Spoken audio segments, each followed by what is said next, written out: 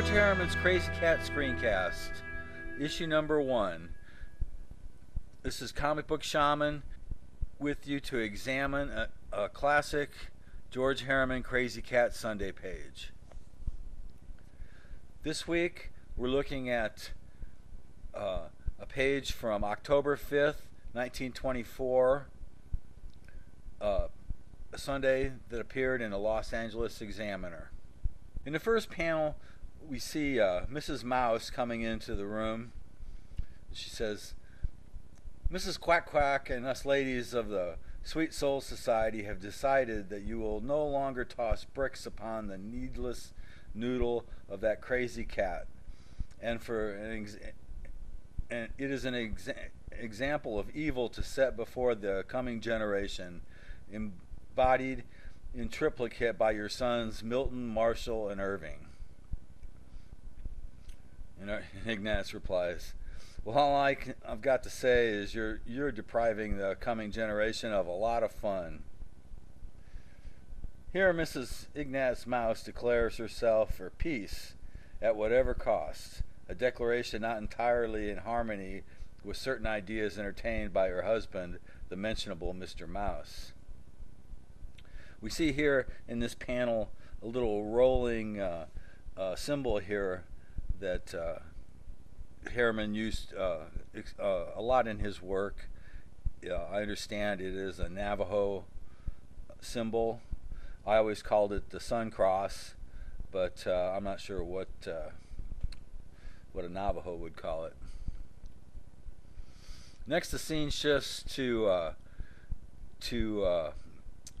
Echo Canyon. Krazy's talking to himself. "For 6 hours I have been awaiting here for Ignatz, and for 6 hours he hasn't come. He's getting awful lecks in his love.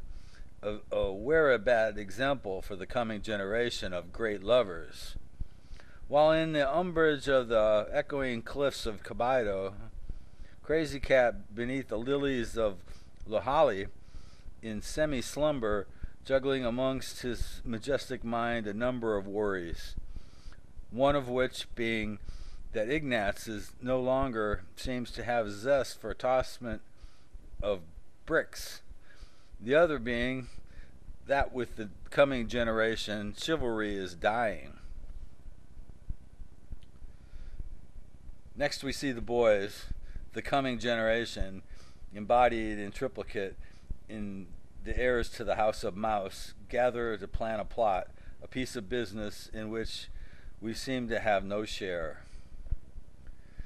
Next we see the boys carrying the mighty brick, Milton, Marshall, and Irving. "Zip, clunk, there, compliments of Papa. Ah, like Papa, like sons, all is hunkadora." And Krazy's so happy he beats the drum and sings his little song. "There is a happy land fur, fur away, fur, fur away," echoes bouncing off the cliffs. And so it seems that the echoes of the cliffs of Caballo proclaim that all is not so bad with the coming generation after all. There's a lot of things about this strip that are interesting. I don't think this is the first appearance of Milton, Marshall, and Irving, but in 1924, you can see that they're long before the first appearance of Huey, Dewey, Louie, and other nephew trios that appear in various Walt Disney type comic books later on. There are a lot of different themes. They're talking about war, peace at whatever cost. That's I guess that's a holdover from the past war. And there's the battle of the sexes. The women, the way it was back at that time, the women would have their groups and then they would get together and strengthen numbers, and they would, kind of make things happen in that way. Ignatz, he just can't fight it. So he pretty much stays low. But the kids, they feel like they want to have some fun too, and what could be more fun than, creasing Krazy's head with a nice brick. I'm not sure what the little incense burner signifies. There's the drum, the burner, the echoes. And what about the lilies of Lohali? There's got to be something going on there that I don't know. I don't know what it is. Caballo, that's a real place. It's in California. Jack Benny used to make jokes about it. And here we see the shifting landscape. In the first panel, you have an interior shot, which is not really rare but uncommon in Krazy Cats in Coconino County. It's mostly an outdoor landscape. I think there's a lot more to be said about this, but I'm trying to keep the length of this podcast down, so I'm going to end here. And I hope that anybody has any comments. We'll post it on the blog at www.coconinobrickworks.blogspot.com.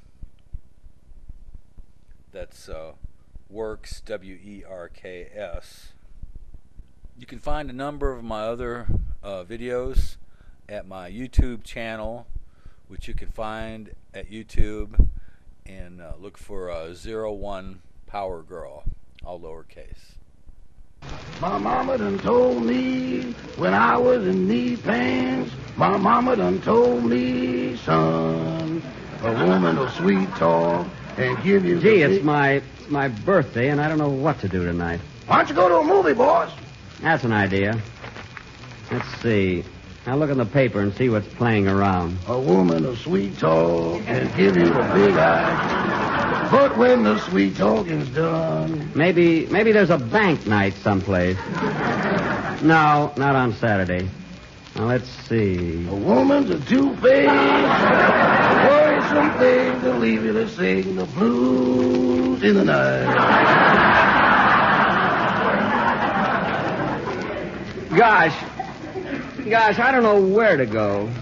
Now the rains are falling here, the train a calling, woo-wee. My mama done told me.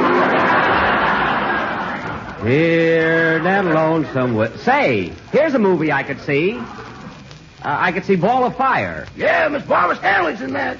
Oh, yes. I saw her in the Brown Derby today, and she walked right by me. Well, what other picture can I see? Hear that lonesome whistle blowing across the trestle. Hoo-wee! My mama done told... Oh, here's Ida Lupino in Ladies in Retirement. No, she never speaks to me either. Now, what else? From Natchez to Mobile, from Memphis to St. Joe. St. Joe. What a hit I used to be in that town. Boy. Wherever the four winds blow. Very good, Rochester. I wish Johnny Mercer could have heard that. Now sing Rose O'Day. Oh, boss, come now.